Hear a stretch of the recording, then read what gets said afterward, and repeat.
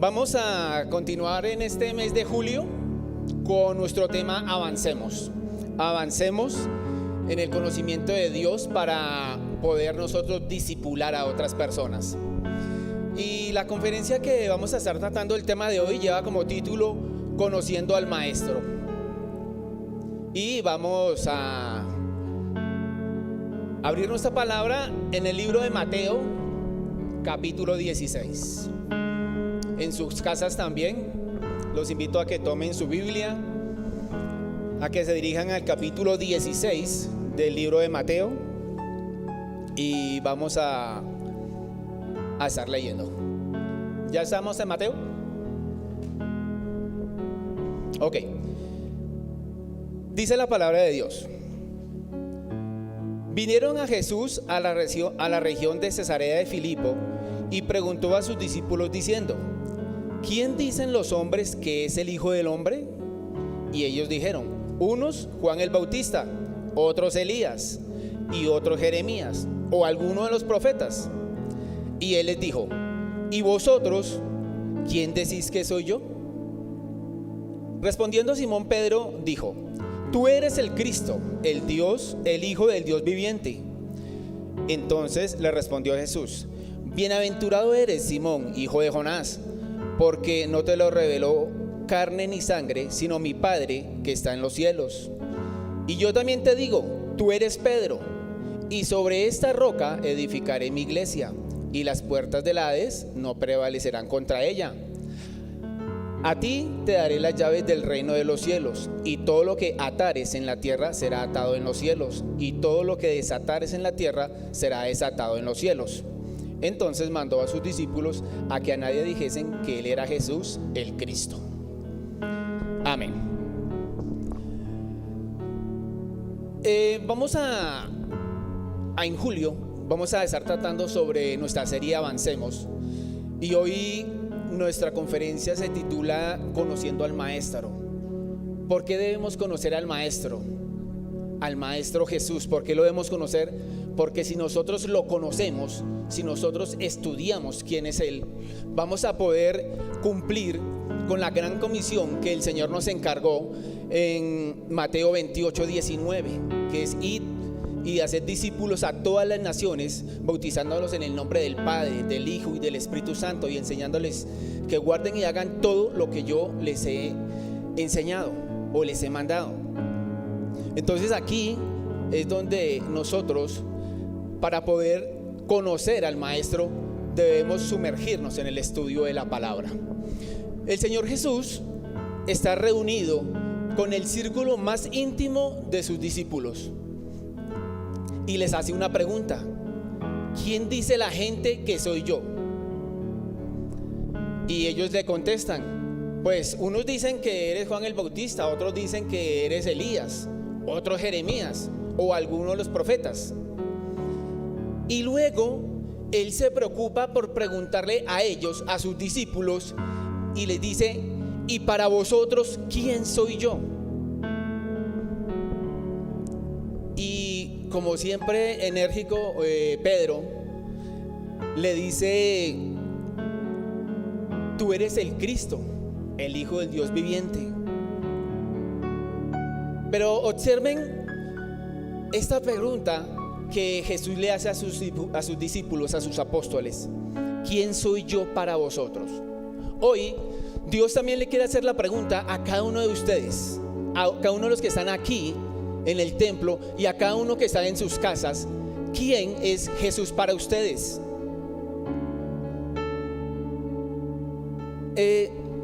¿Por qué?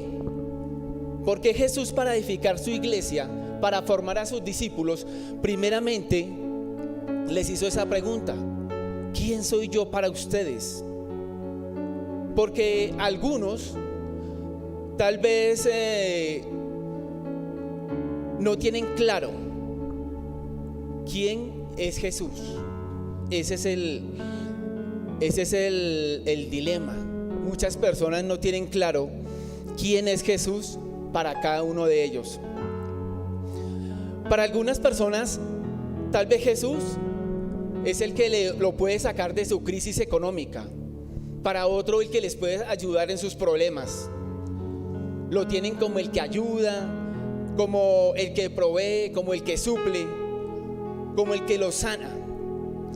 Pero no conocen la parte más importante de Jesús. Cuando Jesús le hace esa pregunta a sus discípulos, de ahí, de lo que ellos respondieran, dependería el futuro de ellos. Y de lo que hoy cada uno de ustedes responda, va a depender el futuro de ustedes. Para algunos, Jesús es un líder espiritual. Para otros es un gran hombre. Pero para Pedro fue el Cristo, el Hijo del Dios viviente. Pero ¿saben qué es lo más interesante? Que para los grandes teólogos intelectuales, para los grandes maestros de la ley, para los sumos sacerdotes, ellos no pudieron conocer a Jesús. ¿Sí sabían esto? Pero la gente sencilla, la gente del pueblo, tuvieron la revelación de Dios sobre quién era Jesús. Si ustedes se dan cuenta, muchas veces los que más estudian, los que más aumentan su intelecto, son los que más le ponen trabas o los que más levantan argumentos contra Dios. Pero por el contrario, las personas sencillas, las personas comunes, son las que más se aferran a Dios. ¿Sí lo habían visto? Las personas que tienen sus 2, 3, 4 carreras, entre más estudian, más le ponen trabas al conocimiento de Dios. Tú eres el Cristo, el Hijo del Dios viviente, dijo Pedro. Ahora, Juan el Bautista recibió la revelación del Padre. Cuando Juan vio a Jesús, lo vio como el Cordero inmolado de Dios, el Cordero que quitaba el pecado del mundo. Así lo vio Juan. Pero Juan, que conocía muy bien los libros de la ley, sabía que el Cordero tendría que ser sacrificado. Y por eso, cuando Juan el Bautista vio a Jesús, le dijo a sus discípulos: he ahí el Cordero de Dios. Juan vio y conoció a Jesús como el Mesías, como el ungido de Dios. Juan sabía que Jesús era Dios hecho hombre. Y para Pedro, Jesús no era cualquier hombre, era el Cristo, el Dios hecho hombre. Cuando se les hace a ustedes esta pregunta, para ustedes, ¿quién es Cristo? ¿Cuál es su respuesta? Piénsenlo y digan, para ustedes, ¿quién es Cristo para sus vidas? Para mí, Cristo es Dios, el Dios de la Biblia, el Dios hecho hombre. Para mí, Dios, Jesús, es el que tomó el lugar de nosotros en la cruz del Calvario, el que fue a pagar por nuestras faltas, no teniendo lo que hacer, pero Él tomó nuestro lugar en la cruz. Porque hay personas que empiezan bien su vida cristiana, pero la terminan mal, precisamente porque no han conocido a Jesús. Por eso, esta pregunta que el Señor Jesús hace es el punto de partida. ¿Quién es Jesús para ti? Muchos saben que Cristo murió en la cruz, pero no saben por qué Él murió en la cruz. ¿Sí nos entendemos? Muchos no saben por qué Él murió en la cruz. Y lo primero que nosotros tenemos que hacer cada mañana al levantarnos es ir en oración a la cruz y confesar que la sangre de Jesús fue la que nos redimió de todo pecado, que la sangre de Jesús nos perdonó de todo pecado, que la sangre de Jesús es la que nos limpia de una forma continua de cada uno de nuestros pecados. La sangre de Jesús nos justifica delante del Padre. La sangre de Jesús nos justifica delante del Hijo, y la sangre de Jesús nos justifica delante del Espíritu Santo. La sangre de Jesús nos hace rectos. La sangre de Jesús hace que Dios nos vea como si jamás hubiésemos pecado. ¿Sí nos entendemos? Pero ¿saben lo que significa esto? Significa que Jesús tomó todas las maldiciones que trajeron cada uno de nuestros pecados y las destruyó allí en la cruz del Calvario. Cuando uno mira la cruz, ¿qué vamos a ver? Cuando cada uno de nosotros miramos la cruz, lo que vamos a ver allí es nuestros pecados, las maldiciones que esos pecados trajeron a nuestras vidas, a nuestras familias. Los vamos a ver allí en la cruz, porque para eso murió Cristo en la cruz del Calvario, para llevar nuestros pecados y maldiciones y destruirlos allí. Por eso dice la palabra que Él llevó el acta de decretos que nos era contraria y la destruyó allí en la cruz del Calvario. El apóstol Pablo lo entendió. El apóstol Pablo, por eso él aceptó que la cruz fue la muerte para él. Cuando el apóstol Pablo le escribió a los Gálatas, les dijo: si van a buscar al viejo Pablo, no lo busquen aquí, búsquenlo allá en la cruz, porque yo estoy clavado en la cruz. Y el viejo Pablo, con sus virtudes y defectos, quedó clavado, está muerto y clavado en la cruz del Calvario. Y dice: pero si van a buscar a Jesús, búsquenlo aquí. ¿Por qué? Porque ya no vivo yo, dijo el apóstol Pablo, ya no vivo yo, ahora Cristo vive dentro de mí. Por eso les dijo: busquen, si van a buscar a Jesús, búsquenlo aquí, dentro de mí, porque ya no vivo yo, mas ahora Cristo vive en mí. ¿Quién es Cristo? ¿Quién soy yo para vosotros?, dijo el Señor. Cuando uno entiende la obra de la cruz, ahí está todo.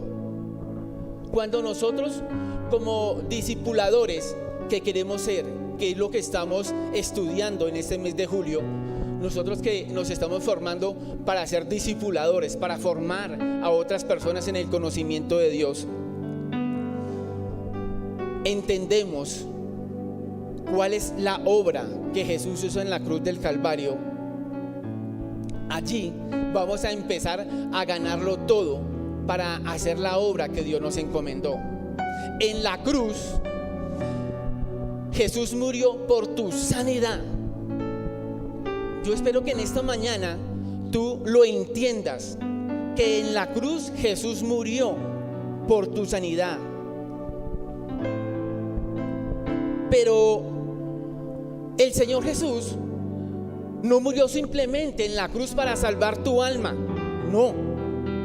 Porque algunas personas piensan y dicen: bendito sea Dios, Cristo me sanó.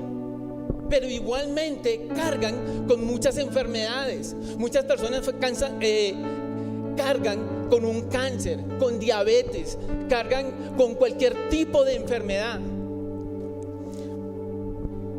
y la aceptan en sus vidas.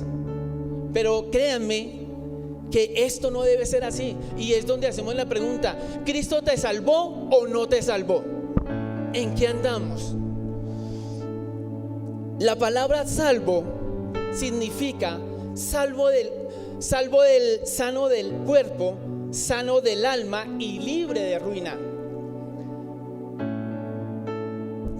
Cuando vemos y analizamos lo que significa la palabra salvo, allí vamos a aprender, vamos a conocer lo que Cristo hizo en la cruz del Calvario, la obra de la cruz. Y dice que la palabra salvo significa sano del cuerpo primeramente. Por eso es que nosotros, como conocedores de Cristo, no podemos aceptar la enfermedad en nuestros cuerpos, porque dice que Él nos salvó, y una de las partes de que significa la palabra salvo es ser salvo del cuerpo. Y para obtener esta sanidad de parte de Dios, nosotros debemos clamar, debemos gemir delante de Dios para que esa sanidad llegue a nuestras vidas. Les voy a contar un testimonio, y esto es para la gloria de Dios, porque con esto es que nosotros vemos que Dios obra, que Dios es el mismo de ayer, de hoy y de siempre, que Dios no está muerto, sino que Dios hace milagros. Y hoy les quiero decir a ustedes, ustedes tienen algo que necesitan que Dios les conceda. Hoy es un día de milagros y Dios quiere hacer un milagro en sus vidas.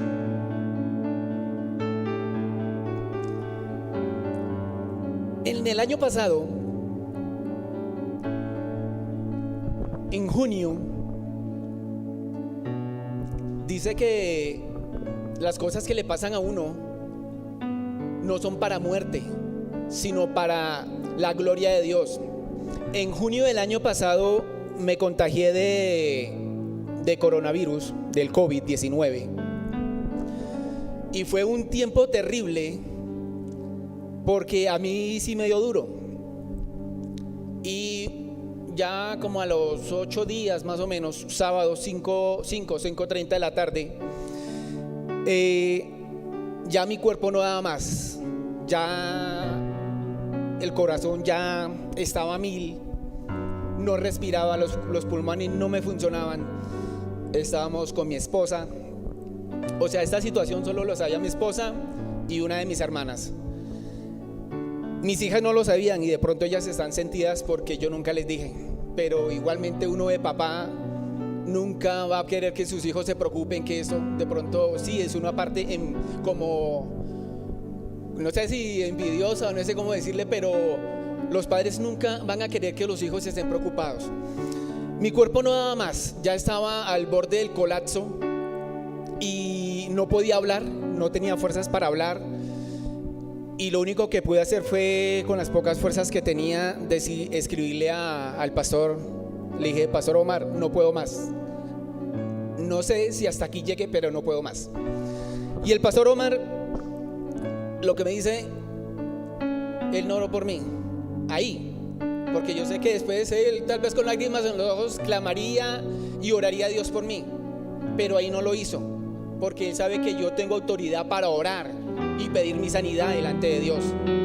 Y lo que me dijo el pastor: hermano, lo que usted tiene que hacer es ore, tome la autoridad en Cristo y ore y ordénele a sus células y a sus órganos, a su corazón, a sus pulmones, que funcionen en la perfección en la cual Cristo los creó, los formó en el vientre de su madre.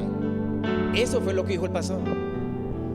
Y con las pocas fuerzas que yo tenía, porque ya yo estaba sentado toda la noche anterior, no pude dormir, fue una crisis total todo el día, y ya estaba totalmente al borde del colapso, y la única que estaba ahí era mi esposa. Como pudimos, me puse sobre mis rodillas, oramos, clamamos con todas las fuerzas, le dije: Señor, tú eres el dueño de la vida, pero yo te pido misericordia, porque no he hecho nada para ti. No son muchas las personas que he ganado para ti, y no puedo presentarme delante de ti con las manos vacías. Y le dije: Señor, ten misericordia. Y le ordené a mis pulmones, le ordené a mi corazón, le ordené a todo mi sistema respiratorio que funcionara en el nombre de Jesús como Dios lo había ordenado. Y como pude, me acosté y no supe más nada. Eran tipo 5:30 y me vine a despertar sobre las 9 de la noche más o menos. Y cuando me desperté, estaba en la casa. No había partido. Yo dije: gloria a Dios. Le dije: Señor, gracias. Podía respirar mejor porque no lo podía hacer. Ya tenía la garganta totalmente seca porque no podía respirar. Mi corazón sentía que estaba colapsando. Y cuando desperté, era otro ambiente. Podía respirar. Y le dije: Señor, gracias, porque tú eres un Dios de oportunidades, porque tú eres un Dios que da vida. Y por eso hoy yo les invito a los que están acá y los que están allí en su casa, que no se rindan, que clamen, que giman por tu sanidad, porque Cristo ya la ganó en la cruz del Calvario. Cristo nos salvó, y eso quiere decir que Él nos sanó, que hay sanidad para nuestro cuerpo. Gloria a Dios. Dios simplemente está esperando que nosotros abramos nuestra boca, que nosotros podamos decirle a Él: Señor, yo necesito esto, para Él obrar. Porque acuérdense que Dios es un caballero y Él no se va a meter donde no lo llaman, pero Dios va con nosotros hasta donde nosotros queramos ir con Él. No es que Dios se aparte de nosotros, no. Nosotros somos los que nos apartamos de Él para ir a hacer cosas que no nos convienen, cosas que no le agradan a Dios. Pero Dios siempre va a estar ahí con nosotros. Nosotros somos los que nos apartamos de Él para hacer lo malo. Dios te ama y solo quiere que tú le hables y le digas: papito Dios, yo necesito esto. Todos los que están con cáncer, todos los que están con diabetes, todos los que tienen que hacerle 2, 3, 4 diálisis a la semana, ahora clamen y giman a Dios por su milagro. No tomen este día como un día más. Hoy es un día de milagros y Dios está esperando tu oración para hacer la obra en ti, en tu familia.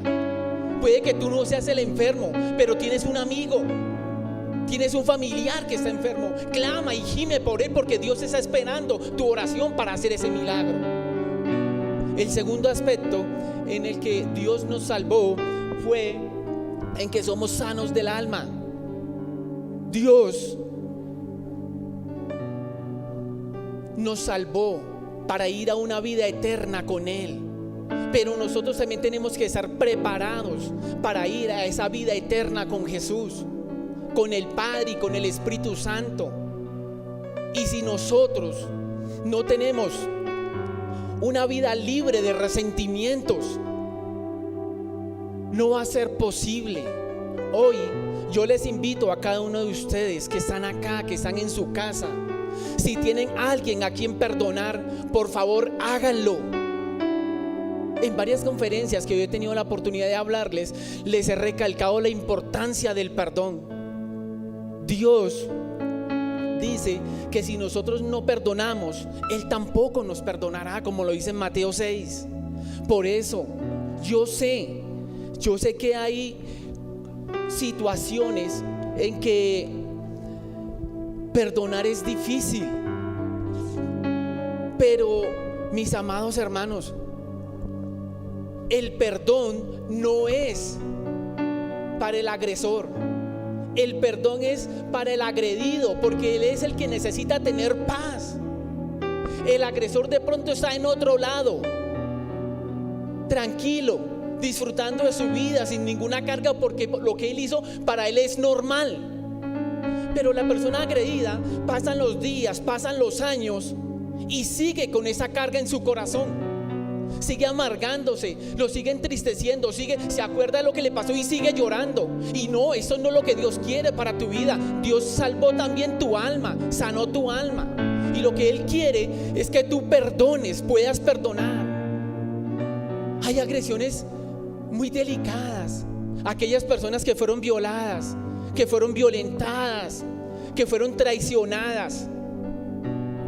Pero mi amado hermano, Dios necesita que tú quites esa carga de tu corazón, de tu vida. Y la única forma es perdonando. ¿Y de dónde vas a sacar ese amor para perdonar? Pidiéndolo a Dios, recibiendo a Cristo en tu corazón, porque Dios es amor.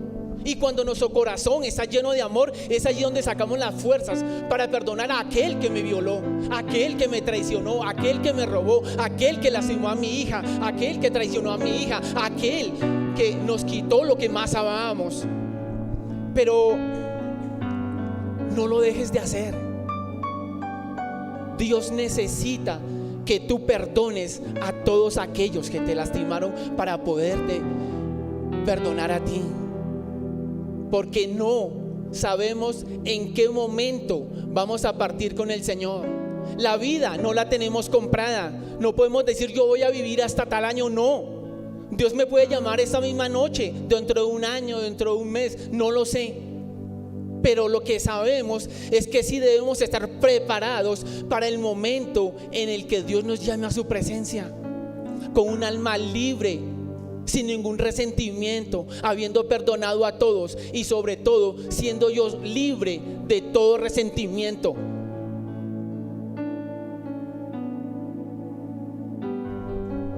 Dios es un Dios de amor, y si tú se lo pides, Él va a llenar tu corazón, tu vida, tu espíritu, tu alma y tu cuerpo. Lo va a saturar de amor para que tú puedas perdonar a aquel que te lastimó.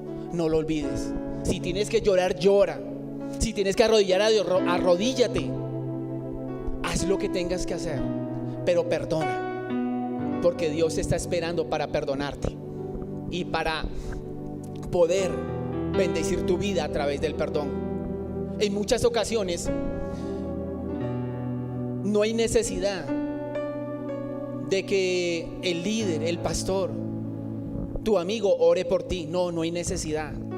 Porque simplemente cuando tú perdonas y liberas a esa otra persona por medio del perdón, solo con el perdón se desata la sanidad sobre tu vida.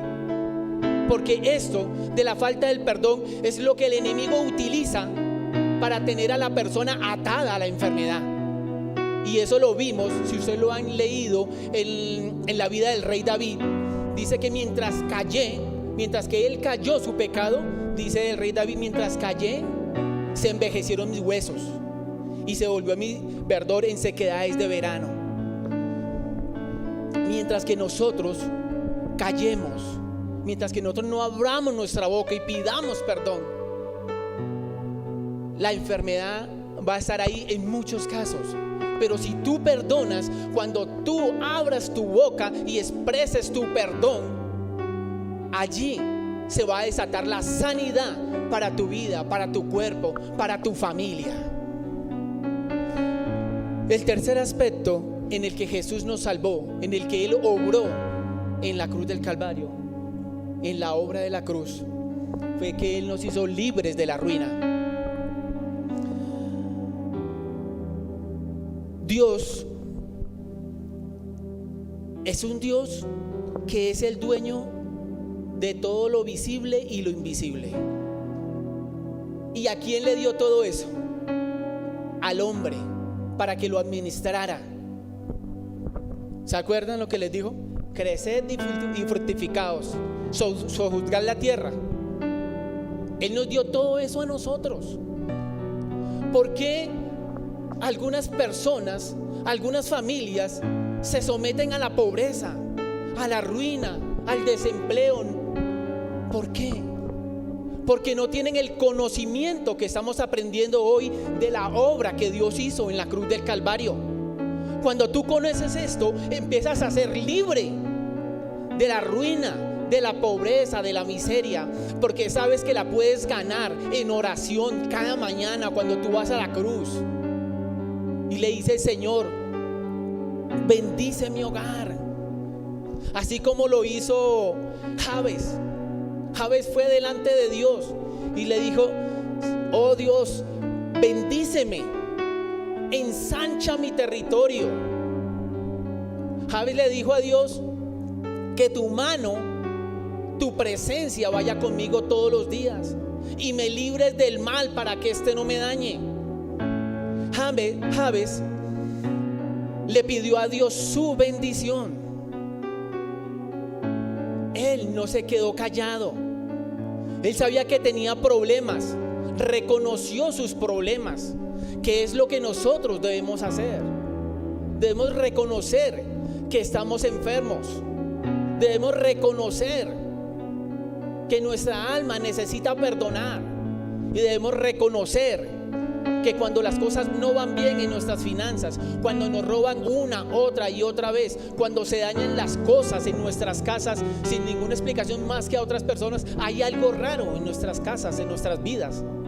Y sabemos que allí es donde debemos nosotros empezar a orar al Dios del cielo. Pero para hacer esto debemos empezar a conocer a aquel que ganó todo esto para nosotros en la cruz del Calvario. Si nosotros queremos avanzar en el conocimiento de Dios, si nosotros queremos avanzar en el hacer discípulos, debemos primero empezar a conocer al Maestro. ¿Sí nos entendemos? Hoy les invito a que cada uno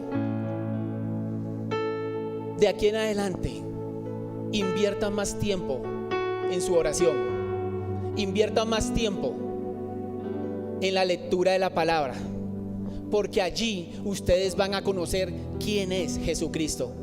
Van a empezar a conocer qué hizo Él por cada uno de ustedes, por cada uno de sus familiares. Van a empezar a conocer que la enfermedad no tienen por qué ustedes admitirla en su vida, sino que por el contrario deben echarla fuera en el nombre de Jesús.